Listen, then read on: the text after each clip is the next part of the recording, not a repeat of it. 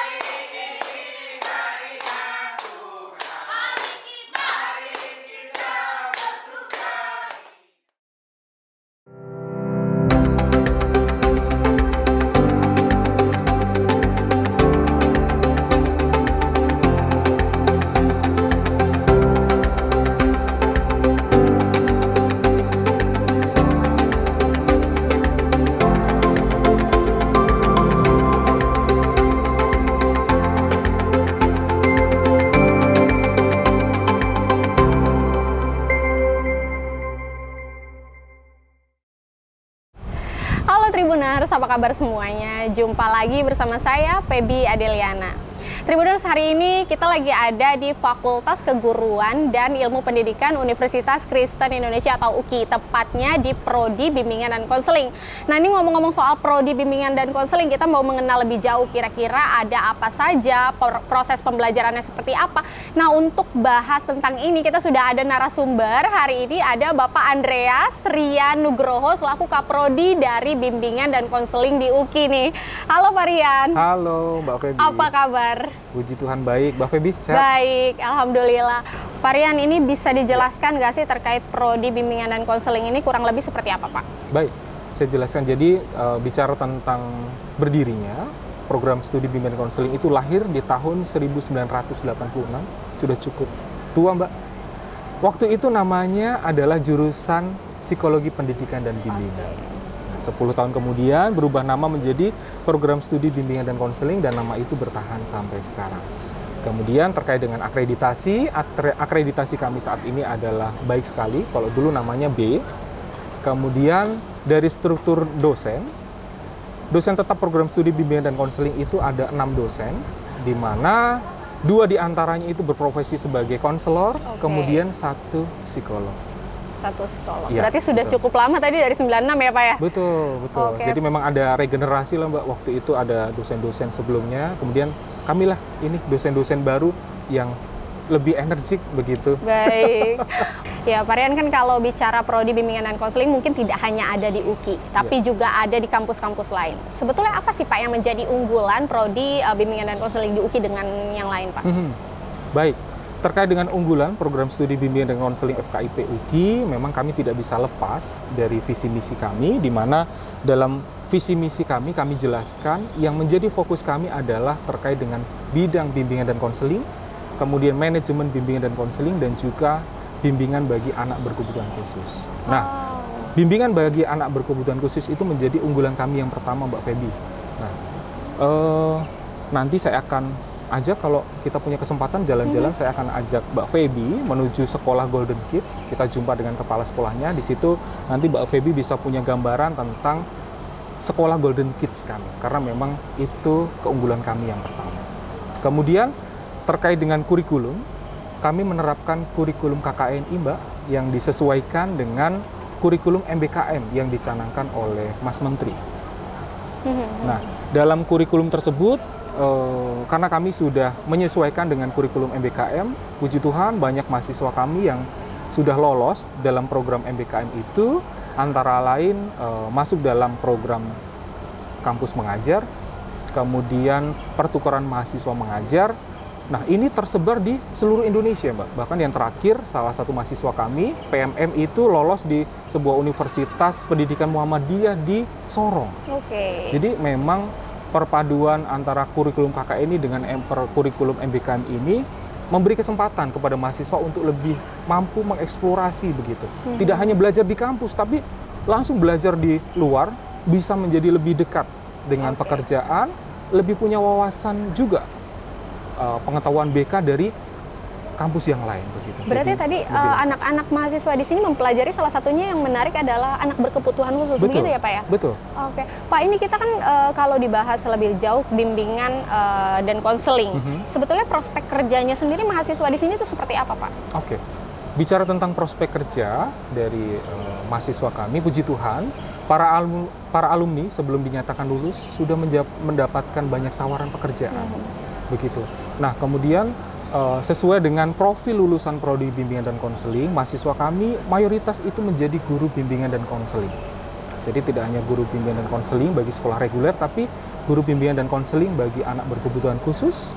Kemudian alumni kami juga banyak yang melanjutkan program pasca sarjana, baik magister maupun doktoral. Kemudian mahasiswa kami, alumni kami juga ada yang menjadi konsultan pendidikan, kemudian trainer. Barangkali Mbak pernah punya pengalaman mendapatkan outbound di suatu tempat, begitu ada pelatihnya. Nah, salah satu profil lulusan kami adalah itu, sebagai trainer itu. Berarti sebetulnya cukup beragam juga ya Pak ya? Betul, betul. Nah, ini yang menarik tadi adalah mempelajari anak berkebutuhan khusus. Ini kan tentunya bukan hal yang mudah ya Pak ya, dan Betul. ini ada di UKI. Harus ditunjang juga dengan sarana prasarana yang mumpuni begitulah Pak. Betul. Nah, kalau di UKI sendiri nih kita ngomong-ngomong soal sarana prasarana, ada apa saja Pak? Apakah mungkin misalnya ada kegiatan mengajar untuk anak-anak berkebutuhan khusus juga, atau mungkin seperti apa prakteknya Pak Aryan? Baik, dari struktur kurikulum memang kami memberikan berbagai pemahaman kepada para mahasiswa terkait dengan mahasiswa berkebutuhan khusus ataupun siswa yang reguler begitu. Jadi bicara tentang sarana, kami memiliki practical center yang ada di lantai 2. Di situ biasanya kami gunakan untuk mahasiswa melakukan micro teaching. Mereka mengajar, kemudian kita evaluasi. Kemudian ada laboratorium untuk praktik konseling individual dan juga praktik konseling kelompok, dan yang terakhir adalah laboratorium klinis. Nah, itu yang tadi sempat saya singgung terkait dengan Golden Kids, itu adalah laboratorium klinis. Kemudian dalam struktur kurikulum tadi, mahasiswa akan memasuki laboratorium itu semua, Pak. Jadi pengalamannya akan sangat lengkap begitu, memasuki semua sarana tadi, digunakan semua. Oh, berarti tadi ada juga sekolah pendidikan non formal ya Pak ya, untuk pelatihan tadi ya. Betul. Pak, ini ngomong-ngomong kita boleh lihat-lihat nggak sih Pak? Boleh sekali. Boleh ya. Nanti kita lihat aktivitas dan kegiatan mahasiswa sama guru-guru di sana, boleh Pak Rian? Boleh sekali. Oke, Boleh sekali. kita izin keliling kalau gitu. mari. Oke, baik.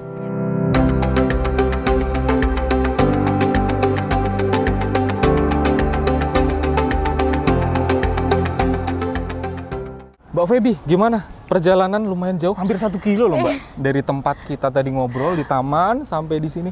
Capek? Lumayan Pak, tapi ini seger, banyak pohon-pohon. Iya ya, nah itulah keunggulan kami salah satunya. Jadi memang, ya karena universitas kami hampir 70 tahun Mbak. Oke. Nah itulah, jadi pohon-pohonnya pun juga sudah besar. Nah, Mbak Feby, kita sudah mendekati gedung sekolah Golden Kids. Di sebelah sini kita bisa lihat ada taman bermain. Kemudian inilah gedung Golden Kids. Ini yang tadi Bapak sudah jelaskan juga ya? Betul, betul. Nah, nanti saya akan pertemukan Mbak Feby dengan Ibu Evi Deliviana MC Psikolog. Nah, beliau selaku kepala sekolah dan juga dosen tetap program studi bimbingan dan konseling. Oke. Nanti kita boleh lihat langsung ke dalam aktivitasnya ngapain aja Pak? Boleh sekali, nanti lihat semuanya lah Bu. Oke, kita langsung aja ya Pak. Oke, mari. Mari Mbak Feby. Jadi kita masuk karena tadi saya sudah janjian bersama Bu Evi. Nah, kita saat ini ada di ruang tamu sekolah. Ini lobinya. Kemudian di sebelah kiri, nah ini ada kantor guru dan ruang konsultasi. Ya, betul, tempatnya di sini. Oh, ini guru-gurunya lagi pada tugas. Halo betul. Bu, izin ya Bu. Betul. Oke, baik.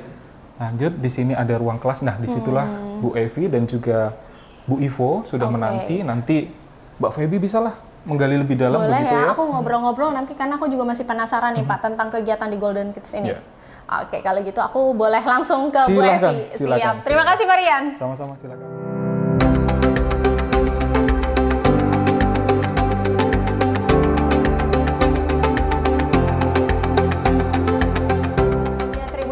Saya sudah bersama Ibu Evi Deliviana sebagai kepala sekolah di sekolah Golden Kids ini, dan juga ada Ibu Ivo Wulandari sebagai guru di sini ya. Halo Bu. Halo Mbak Feby.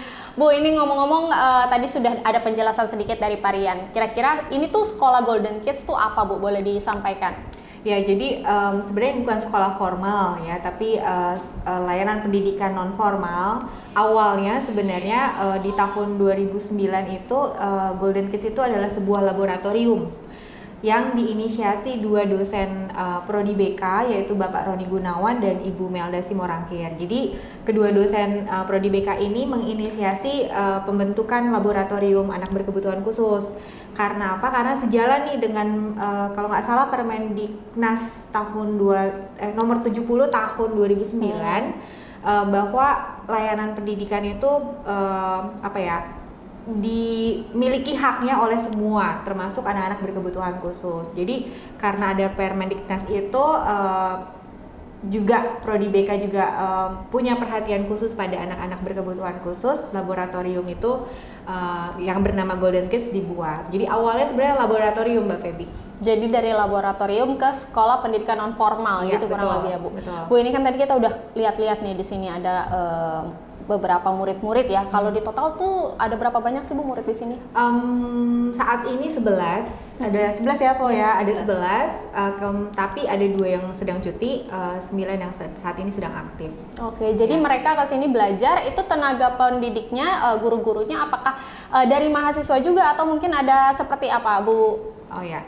Ya, karena memang Prodi BK salah satu visi misinya itu kan memang berkaitan dengan layanan pendidikan anak berkebutuhan khusus ya. Jadi mahasiswa Prodi BK memang pada semester tertentu, kalau tidak salah 4 dan 7 kalau nggak salah, itu ada 2 mata kuliah yang berkaitan dengan anak berkebutuhan khusus. Dan di semester 6 kalau tidak salah mereka praktek di Golden Kids. Jadi mereka praktek mengajar untuk anak-anak berkebutuhan khusus.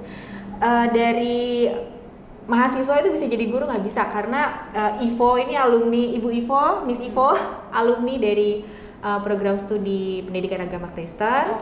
Kemudian ada 2 guru kami juga yang alumni dari Prodi Bimbingan dan Konseling. Oh, oke. Nah, berarti Bu Ivo ini yang ngajar langsung di sini ya? Iya. Bu Ivo ini boleh diceritain nggak sih proses belajar di sini tuh seperti apa kira-kira?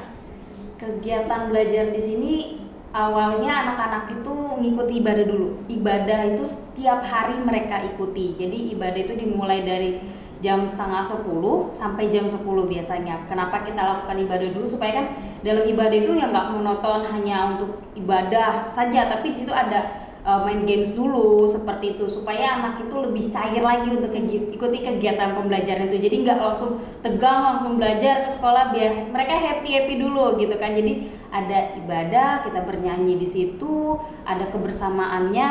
Lalu setelah ibadah kita mulai masuk kelas. Jadi kalau ibadah itu digabung semuanya. Setelah itu kita masuk kelas masing-masing, ada kelas besar dan ada kelas kecil. Kelas besar itu lebih ke Kelas besar itu biasanya aktivitasnya yang membedakan. Kreativitasnya seperti itu. Tuh.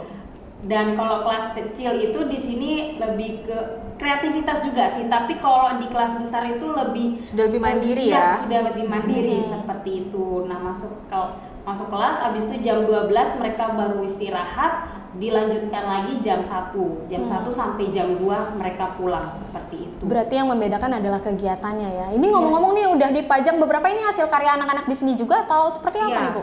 Betul, ini hasil karya dari anak-anak yang kami bina, dari kelas kecil dan kelas besar ya. Ada seperti lukisan ya, itu dari kertas koran, kemudian ditempel di cat. Mungkin Miss Ivo bisa jelaskan lebih detail, Miss Ivo, hasil karyanya.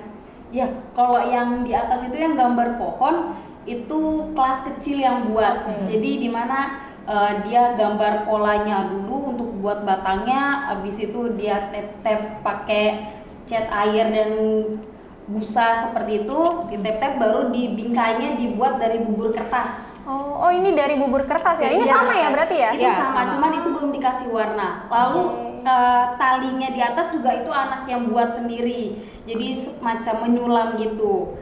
Dan kalau yang di bawah karyanya kelas besar, ini membuat keset gitu. Ini ya hasilnya ya? Iya, seperti itu.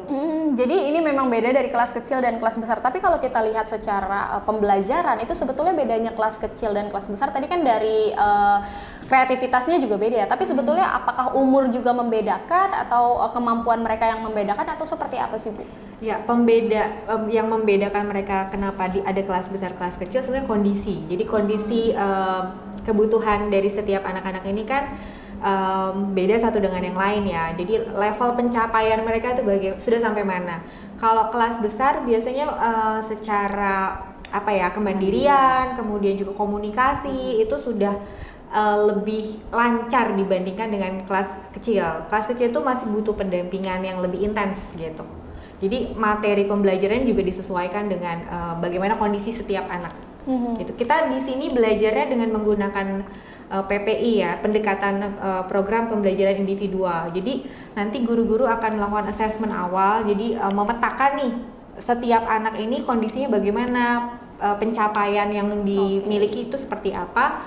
Baru mereka guru-guru akan buat PPI itu. Yang PPI itu tuh sebenarnya program belajar ya harian yang nanti disesuaikan dengan level anak ini kemampuannya sudah sampai mana begitu. Baik Bu, ini tapi mumpung masih di sini nih aku penasaran dan Tribuners di rumah juga mungkin pengen tahu banyak. Sebetulnya mungkin dari Bu Ivo yang bisa jelaskan. Sulit nggak sih mengajar sekolah pendidikan non formal seperti ini? Mungkin boleh di-share, apalagi kan nanti mahasiswa juga belajar, diarahkan untuk bisa membimbing anak-anak berkebutuhan khusus. Kira-kira tantangannya seperti apa Bu?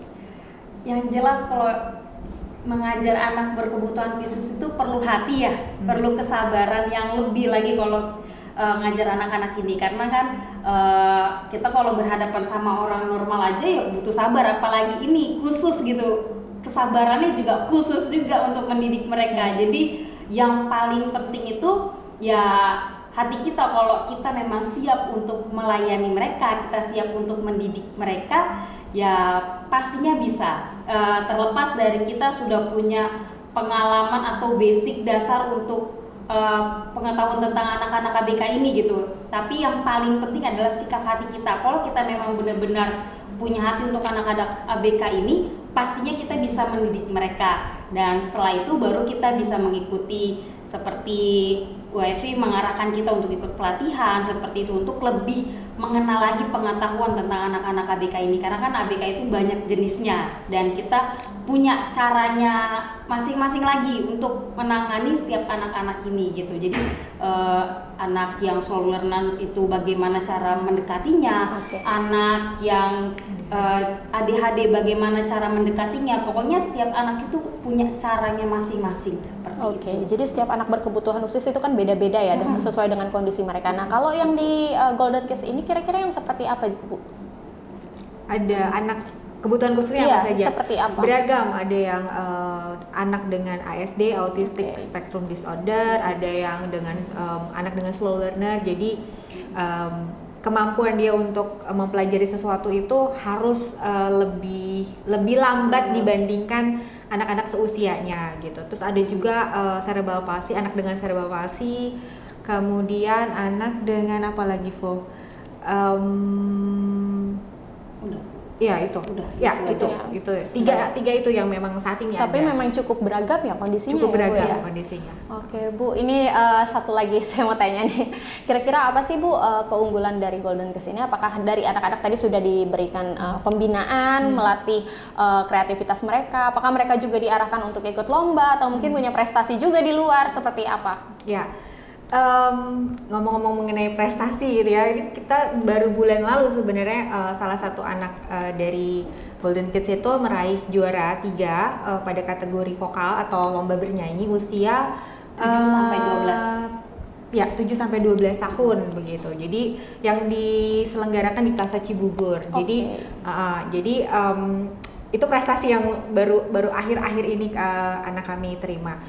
Tapi kalau ngomongin keunggulan, sebenarnya keunggulan kami itu pertama kalau dari segi program kami unggulannya itu kita tidak kan di Golden Kids ini pembelajaran itu 30% materi, 70% praktek. Ya, karena apa? Karena tujuannya itu adalah untuk mengembangkan kemandirian dan kecakapan hidup. Karena kita tahu bersama ya kalau anak-anak berkebutuhan khusus itu banyak sekali orang tua yang bingung nanti masa depannya akan bagaimana gitu, karena dianggap bisa bekerja nggak ya, bisa menghidupi dirinya sendiri nggak ya. Makanya kita berusaha untuk melengkapi itu supaya nanti setelah anak-anak di sini setidaknya mereka bisa membantu dirinya sendiri. Seperti misalnya menjaga kebersihan diri sendiri, kemudian menghasilkan sesuatu yang mungkin nantinya bisa dijual. Karena di sini ada kewirausahaan ya, Fo ya. Seperti misalnya buat keset ini bisa dijual. Oh, ini nanti dijual? Iya, nanti akan dipamerkan dan juga kita sudah mulai akan menjual hasil karya dari anak-anak. Jadi mereka juga belajar untuk kewirausahaan. Nah, itu beberapa memang program unggulan dari Golden Kids. Nah, tapi di samping itu kami juga bisa nyatakan bahwa sebenarnya secara matematis biaya untuk sekolah di sini jika dibandingkan dengan yang lain yang ada di sekitar UKI itu menurut saya sangat terjangkau ya, karena dengan fasilitas, dengan program yang sudah sedemikian rupa yang hampir sama dengan pendidikan non formal yang setara dengan ini, itu biaya pendidikannya sangat murah di sini. Begitu, dengan kualitas guru yang selalu kami jaga dengan tadi ya, guru-guru setiap tahun itu pasti mengikuti pelatihan. Artinya tadi tidak hanya dilatih untuk kreatif ya, tapi juga mereka dilatih untuk mandiri dan berani. Betul. Begitu ya. Baik Bu Evi, Bu Ivo, terima kasih banyak, aku udah dikasih kesempatan buat lihat-lihat karena Pak Rian nungguin di luar. Ya, terima kasih banyak ya Bu. Nah, Mbak Feby, sekarang kita ada di lobi Universitas Kristen Indonesia. Nah, tadi saya sudah menjelaskan terkait dengan sarana dan prasarana yang ada di Prodi Bimbingan dan Konseling FKIP UKI. Nah, ini adalah salah satu sarana-sarana yang juga mendukung dalam pembelajaran mahasiswa yang ada di sini. Nah, kita bisa lihat di sebelah sini ada Career Center, itu sangat mendukung mahasiswa dalam mempersiapkan karir. Kemudian yang di sebelah situ tadi, kami memiliki asrama putra dan asrama putri. Kemudian tadi ada juga lapangan sepak bola, jangan lupa Mbak. Tidak banyak kampus-kampus yang ada di Jakarta punya lapangan sepak bola. Kami ada lapangan sepak bola, lapangan futsal, kemudian di sebelah sini ada kapel, kemudian sebelah sini ada perpustakaan, kemudian sebelahnya lagi ada SHC, Sport Health Center. Kalau suatu ketika Mbak Feby mau fitness gitu ya, bisa ya Pak di sana ya? Bisa di situ, bisa. Jadi biar tetap bugar gitu. Jadi cukup banyak juga ya Pak ya, tadi udah jalan-jalan di Prodi Bimbingan dan Konseling, tapi di luar itu ternyata masih ada fasilitas-fasilitas lain dari UKI yang cukup banyak juga ternyata. Betul. Pak Rian, ini ngomong-ngomong kan kita tadi udah seharian jalan-jalan, saya terima kasih banyak sudah diundang ke sini untuk lihat-lihat UKI. Mudah-mudahan nanti kita ketemu lagi di lain kesempatan ya. Amin. Nah Tribuners, jadi untuk wawancara hari ini kita sudahi dulu, tapi sebelum itu kira-kira Pak Rian ada yang mau disampaikan nggak? Oke, baik. Saya mengundang kepada siapapun yang menyaksikan video ini, ya, kepada seluruh pemirsa, saya kira nggak perlu lagi ada kata ragu kalian untuk bergabung di program studi bimbingan dan konseling, bahwa kami akan menyiapkan dengan sungguh-sungguh, ya, menyiapkan dengan baik terkait dengan pelayanan mutu, karena kami berfokus pada zero komplain begitu, sehingga kami totalitas dalam mempersiapkan mahasiswa kami sehingga bisa menjadi atau menuju profil lulusan yang kita harapkan bersama. Jadi sekali lagi jangan ragu-ragu untuk bergabung di program studi bimbingan dan konseling FKIP Universitas Kristen Indonesia. Baik, itu dia. Terima kasih sekali Pak Rian. Terima kasih juga Mbak Nah Feby. Tribuners, kita sudahi dulu video kali ini, tapi jangan khawatir karena video selanjutnya kita akan bagikan lagi berita-berita menarik lainnya. Tetap di Tribun Jakarta. Saya Feby Adeliana pamit undur diri. Terima kasih. Pak Rian.